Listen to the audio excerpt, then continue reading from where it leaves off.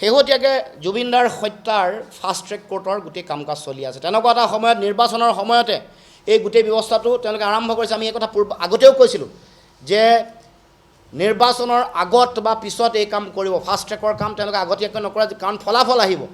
Fast ট্ৰেকত কৰিলে সোনকালে ফলাফল আহিবৰ কাৰণে নিৰ্বাচনৰ আগে বা নিৰ্বাচনৰ পাছত এই কাম কৰিব বুলি আগতে কৈছিলোঁ। সেই কামটো আমাৰ যিটো ভৱিষ্যতবাণী প্ৰমাণ হৈছে। এতিয়া ফাষ্ট ট্ৰেক কোৰ্টত এতিয়া বিচাৰ চলি আছে। আমি ক'ব খুজিছোঁ চৰকাৰ বা এতিয়া যিসকলে চৰকাৰ যদিও নাই, এতিয়া তেওঁলোকৰ যিসমূহ তথ্য পাতি আজি যদি কিবা কাৰণত যদি ফাষ্ট ট্ৰেক কোৰ্টত যিসকল অপৰাধী আছে তেওঁলোক হাৰি যোৱাৰ সুযোগ পায়, কাৰণ অপৰাধীসকলৰ অঙহী বঙহী বংশ পৰিয়ালৰ কথা বতৰা বডি লেংগুৱেজ এইকেইদিন আমি দেখিছোঁ। তাৰ পাছত আমি ক'ব খুজিছোঁ যদি কিবা কাৰণত যদি তথ্যৰ যদি তেওঁলোকে সঠিকভাৱে দিব নোৱাৰাৰ কাৰণে যদি কিবা কাৰণত হাৰি যাব লগা হয়, তেতিয়াহ'লে বিজেপি চৰকাৰ জগৰীয়া হ'ব। এক্সিট পল আহিছে যাব, 4 তাৰিখে ফলাফল দিব, চৰকাৰ হ'ব। আমি কৈ আছোঁ আমাৰ চৰকাৰ হ'ব, কিন্তু মূল কথা জুবিনদাৰ হত্যাৰ ন্যায় পাব লাগিব। এই ক্ষেত্ৰত কোনো কাৰণত আপোচ কৰা নহ'ব।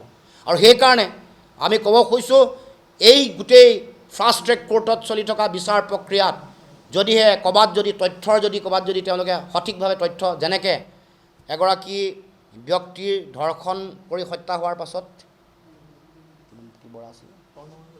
অৰ্ণময় বৰাৰ হত্যাৰ পিছত সুপ্ৰিম কোৰ্টত অপৰাধীয়ে ইয়াৰ পৰা যাবলৈ সুযোগ পালে তথ্য দিব নোৱাৰে। কাৰণ কাৰ দুৰ্বলতাটো? কাৰ দুৰ্বলতা? চৰকাৰৰ, ৰাজ্য চৰকাৰ, কেন্দ্ৰীয় চৰকাৰ।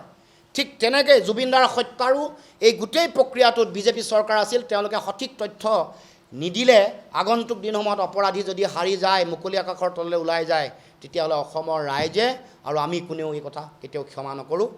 আগন্তুক দিনসমূহত ইয়াৰ এই গোটেই বিষয়টোক লৈ আগন্তুক দিনসমূহত আমাৰ কৰণীয় যিটো দায়িত্ব আছে, এই দায়িত্ব আমি পালন কৰিম। আমাৰ সংগ্ৰাম চলিছে আৰু চলিব। যিকোনো খবৰৰ বাবে যোগাযোগ কৰক আমাৰ এই নম্বৰত 9181 307 221।